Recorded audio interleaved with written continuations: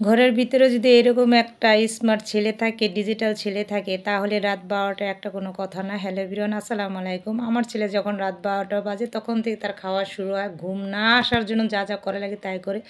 আর আমি মা ছেলের এই ধরনের রাত্রে যখন ভাজাপোড়া খেতে চায় তখন একটা কিছু না বানিয়ে পারি বলেন। আমি আজকে ভাবছি ঘরের ভিতরে ১ কাপ যেহেতু চালের গুঁড়া আছে সেটা দিয়ে আজকে রাত ১২টা একটা যাই হোক না কেন, এই দেখতে পাচ্ছেন ১ কাপ হচ্ছে চালের গুঁড়া নিয়েছি। এটা দিয়ে আমি অপরাজিতা পিঠা বানাবো। আর বানানোর জন্য প্রথমে একটু পানি নিয়ে আমি পরিমাণ মতো পানিটা নিচে এটি সিদ্ধ করে নিয়েছি।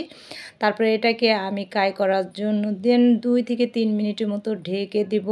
আর যদি আপনারা চান আটা দিয়েও বানাতে পারেন, ময়দা দিয়েও বানাতে পারেন। আর এখানে আমার চালের গুঁড়া ছিল সেটাই অ্যাড করে দিয়েছি। আর এর ভিতরে যখন একটা সিদ্ধ হয়ে যাবে এর ভিতরে আমি একটু ঘি নিয়েছি। গরম গরমে এটাকে হচ্ছে মাই করতে হবে খুব সুন্দর করে। এখন আমি হচ্ছে এগুলোকে খুব সুন্দর করে দেখুন মথে নিচ্ছি, যেন এর ভিতরে কোনো গোটা গোটা ভাব না থাকে। আর যখন আপনি তেলও দিতে পারেন, ঘিটা যখন দিবেন তখন এত ঘ্রাণ, এত মানে একটা ঘ্রাণ ফ্লেভার বেরোবে যা বলার বেরোবে। এবার আমি হচ্ছে দেখেন খুবই অল্প সময়, মাত্র ৩-৪ মিনিট লাগে।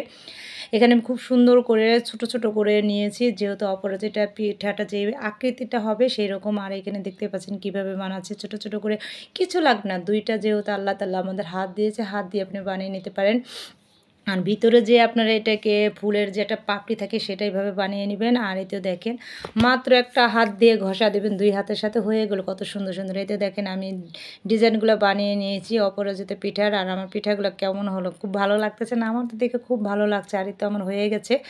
এখন যেহেতু কিন্তু আমার ছেলে কিন্তু এখনও ঘুমায়নি, তাই ভাবলাম তাড়াতাড়ি ভেজে দিই। আর গরম গরম ভাজা খেতে কিন্তু খুবই মজা লাগে।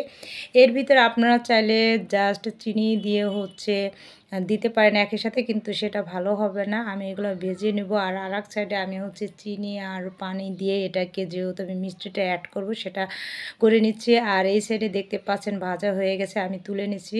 তারপরে আবার যেগুলো হাফ ছিল সেগুলো দিয়ে দিয়েছি। আর এত মানে ছেলে মেয়ে যেই হোক না কেন, আর এদিকে দেখেন আপনার চিনি চাইলে চিনি দিতে পারেন। আমি যেহেতু এখানে চিনি অ্যাড করব না, গুড় আছে, গুঁড়ও দেবো, চিনিও দেবো। ২টা দিলে একটু ফ্লেভারটা অন্য ধরনের আসবে। এজন্য আমি চিনি আর গুড় অ্যাড করে নিয়েছি। সেটার ভিতরে একটু পানি দিয়ে জাল দিয়ে নিয়েছি। আর যেহেতু রাত, তাড়াতাড়ি ছেলেকে যত তাড়াতাড়ি বাচ্চাদের ঘুম পাড়ানোই ভালো। আর এদিকে কিন্তু যেটা হচ্ছে চিনির শিরা বা আপনার গুড়ের শিরা যেটাই দেন, যে যেটা পছন্দ করেন, আমি ২টাই মিলে অ্যাড করে নিয়েছি। যেটা দেখতে পাচ্ছেন কালারটা কত সুন্দর। ঠিক যখন একটু আঠালো আঠালো হয়ে যাবে এর ভিতরে দিয়ে দিবেন। এত কুড়মুড়ে মানে কি বলবো, আপনি যদি গরম গরম যখন নামিয়ে নেবেন খুবই কুড়মুড়ে। আর এর ভিতরে যখন রসটা চলে যায় তখন কিন্তু খুবই মজা হয়। এখানে আমার একটা ব্যাপার হয়ে গেছে, রাত যখন ২টা বেজে গেছে আমি ভাবছি একটু ঠান্ডা হোক রেখে দেবো, কিন্তু আমি আসলে আর রেখে দিতে পারিনি। মানে আমার একটু বসে বসে গিয়েছিল, কিন্তু মুচমুচে যখন আমরা খেয়েছি রাত্রে, আমি আর আমার ছেলে ওর বাবাকে আবার নিয়ে দিয়েছি। ওর বাবা বলে কি তোমরা এখনও ঘুমাও নাই? তো আমার রেডি হয়ে গেলো অপরাজিতা পিঠা, মাত্র ১ কাপ চালের গুঁড়া দিয়ে, খুবই ঝটপট, খুবই মজাদার। কেমন হলো অবশ্যই জানাবেন। আল্লাহ